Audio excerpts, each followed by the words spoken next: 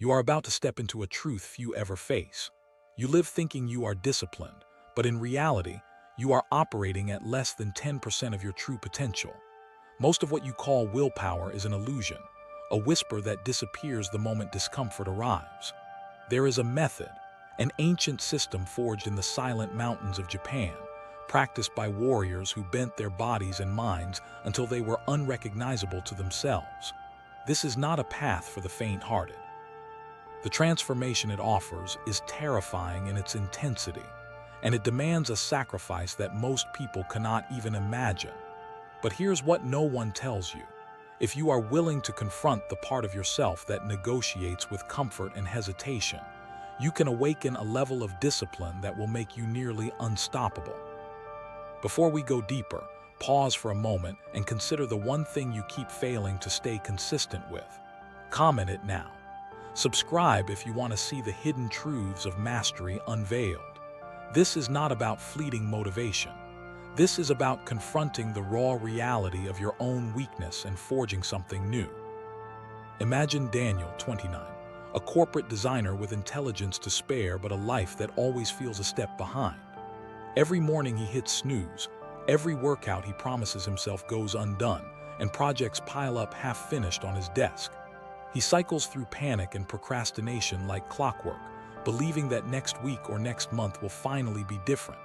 But nothing changes. He watches younger, hungrier people pass him by, their lives accelerating while he stalls. He begins to sense that the shallow hacks and motivational videos he clings to are lies. There must be something older, more rigorous, a path that cannot be bypassed with shortcuts or fleeting inspiration. You understand him because you are him. You have felt the sting of repeated failure, the gnawing realization that motivation alone will never carry you where you want to go. But here's what no one tells you. The right teacher arrives only when your ego collapses. Daniel's encounter comes not in a flashy seminar or viral video, but in the quiet margins of a translated manuscript referencing a forgotten swordsman, Sado Cannon, from the 14th century. This man trained warriors not merely in skill but in psychological obedience, in mastery over hesitation, over pain, over the subtle whispers of the mind that say stop, retreat, give in. Intrigued, Daniel seeks a modern teacher, a quiet instructor named Akiro, who continues Sado's lineage. Akiro senses Daniel's desperation immediately. His first words strike with the force of truth. Discipline is not willpower.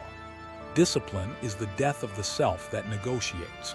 This is the beginning of a journey that will terrify before it liberates, but you have to be willing to die to the version of yourself that pretends it is discipline. Stage 1 begins with repetition, mechanical and merciless. Daniel is told to perform a single motion over and over, kneeling and standing, 500 times in each session. No variation, no commentary, no excuses. Every fiber of his body screams rebellion. Every nerve protests. And yet, science shows you that repetition beyond 300 creates automaticity even under stress. You feel it too, the strange clarity that comes when the mind is forced into silence. You resist. You collapse, you rise, and slowly, without realizing it, obedience begins to settle into your bones. But here's what no one tells you. Stage 1 feels like losing your identity. Just when Daniel believes he is progressing, he confronts the trap that ensnares 99% of people who seek mastery. The eternal student trap is a lie dressed as growth, an illusion of learning mistaken for discipline. Modern society tells you tools, hacks, and motivational mantras are enough. Tokyo University's research tells you otherwise, that people overestimate growth by 40% in early stages. Daniel is proud. He is close to delusion. Akiro strips him bare of all comfort, all ego, all assumption. You must learn that you are not disciplined.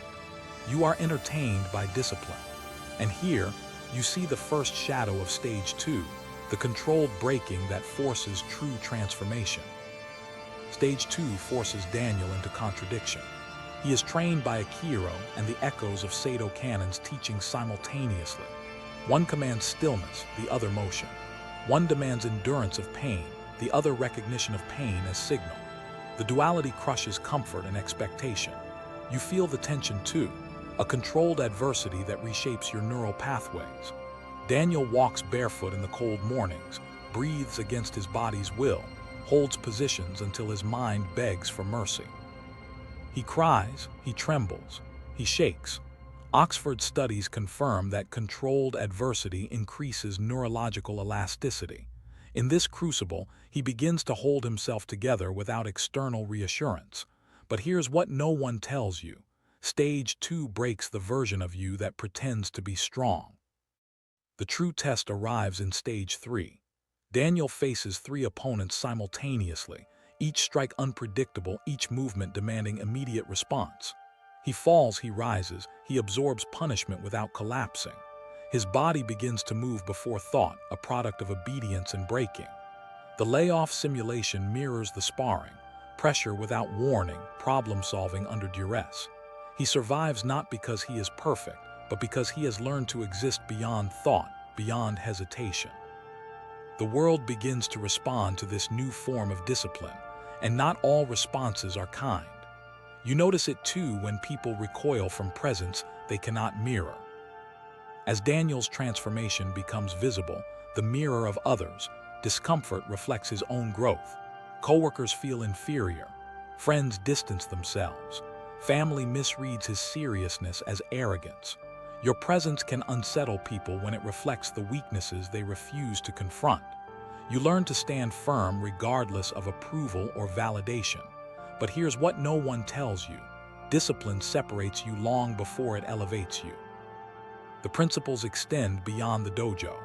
They manifest in guitar, where slow, deliberate repetition perfects movement; in coding, where solving the same problem repeatedly builds mental resilience; in business, where 20 calls a day without emotional negotiation teaches endurance. The ancient system applies everywhere: repetition, controlled breaking, formless execution. Daniel's progress is no longer limited to physical strength or martial skill. You can see yourself in these practices, where mastery becomes a constant, deliberate confrontation with discomfort and imperfection. And now comes the brutal truth. You want extreme discipline, but are you willing to pay the price? Motivation is a lie. Aesthetics are illusions. Shortcuts do not exist. You must silence the part of yourself that negotiates with comfort. You must kill the version of you that chooses ease over results. Every weakness you tolerate becomes part of your identity, and the longer you allow it, the deeper it roots. But here's what no one tells you. This confrontation is not optional if you want to rise beyond ordinary limits. Daniel's transformation reaches its apex. He is not perfect but irreversible. Akiro delivers the final lesson. Mastery is your legacy. You must carry this system into every corner of your life. Oxford's long-term study confirms that consistent micro-actions outperform fleeting motivation 12-1.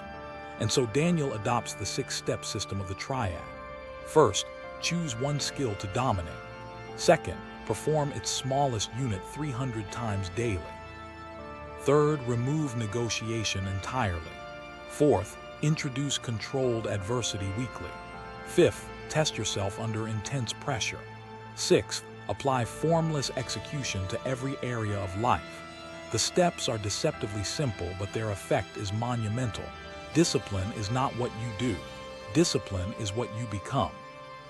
Now it is your turn. Comment the first weakness or skill you will submit to this 6-step system. Declare it publicly. Begin the path today. Step into discomfort, embrace repetition, confront the parts of yourself that beg for compromise. The path of extreme discipline is not for the faint. It is not for those who hope or dream without action. It is for those willing to die to their old selves and rise remade, disciplined beyond fear, beyond hesitation, beyond the ordinary. This is your awakening. This is your legacy.